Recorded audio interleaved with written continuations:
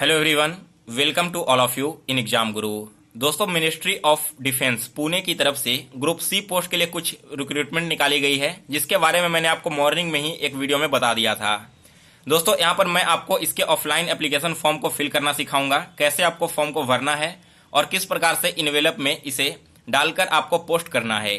दोस्तों, अगर आपने अभी तक मॉर्निंग वाला वीडियो नहीं देखा है और नहीं पता कि इनमें कौन कौन से पोस्ट निकाले गए हैं, तो चैनल के प्लेलिस्ट में जाकर आप उसे देख लेना। साथ ही दोस्तों, अगर आपने अभी तक इस एप्लीकेशन फॉर्म को भी डाउनलोड नहीं किया है, तो ये फॉर्म डाउनलोड करने का लिंक इस वीडियो के डिस्क्रिप्शन बॉक्स में दिया गया है, वहां से आप इसे डाउनलोड कर लेना। साथ ही वहां पर आप डिटेल्स भी पढ़ लोगे कि कौन कौन से पोस्ट हैं और उसके लिए क्या एजुकेशनल क्वालिफिकेशन रखी गई है। तो चलिए दोस्तों, अब स्टार्ट करते हैं आज का वीडियो।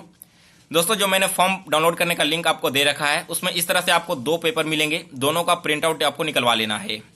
प्रिंट निकलवाने के बाद सबसे पहले तो आप यहाँ पर देख लो, ऊपर के राइट साइड में आपको अपना एक फोटोग्राफ चिपकाना है और इस पर एक क्रॉस सिग्नेचर कर देना है अपना, ठीक है।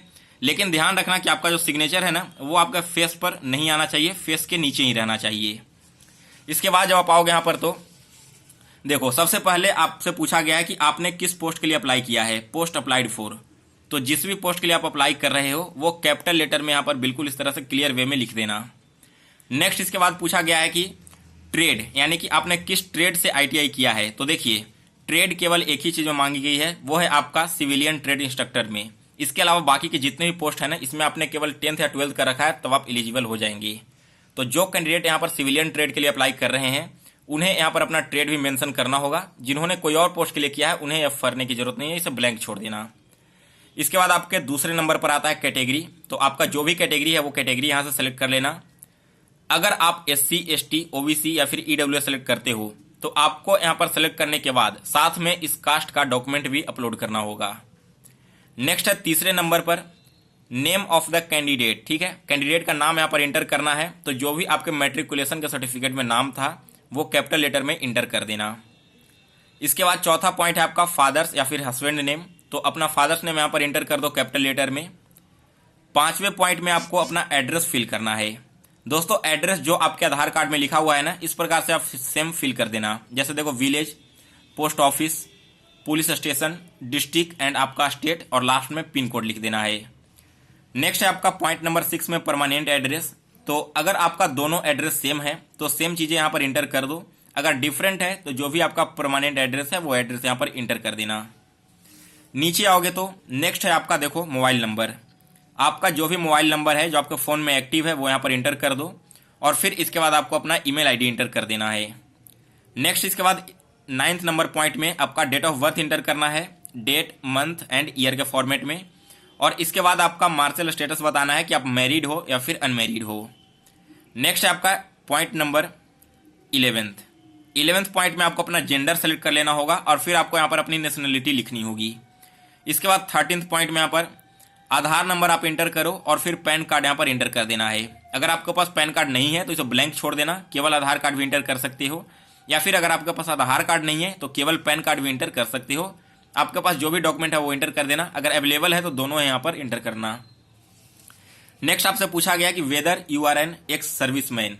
तो इसे सभी लोग नो कर देना। जो पहले से आर्मी, नेवी, एयरफोर्स में काम कर रहे हैं, वे यहाँ पर यस कर सकते हैं और फिर उसका डिटेल्स आपको यहाँ पर इंटर करना होगा। इसके बाद वेदर PWD, यानी कि डिसेबिलिटी कोटा से बिलोंग करते हैं। अगर करते हैं तो यहाँ पर यस लिखना है, ठीक है। और उसके बाद किस डिसेबिलिटी कोटा से बिलोंग करते हैं और परसेंटेज क्या है वो दे देना।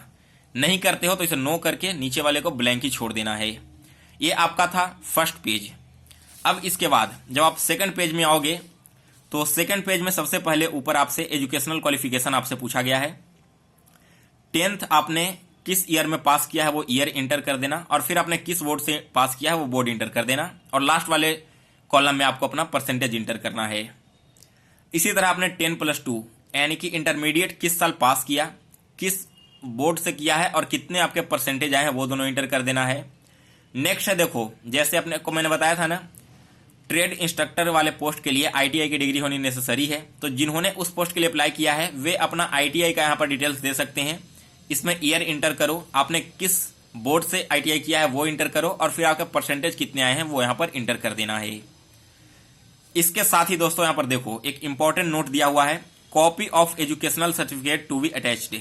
यानी कि आपने यहाँ पर जो जो एजुकेशनल क्वालिफिकेशन अपना फिल किया है उसके सारे सर्टिफिकेट जेरॉक्स फॉर्म में इसके साथ अटैच होने नेसेसरी हैं, ठीक है। नेक्स्ट इसके बाद आपसे पूछा गया एक्सपीरियंस। तो देखो कुछ कुछ पोस्ट में एक्सपीरियंस भी मांगी गई थी।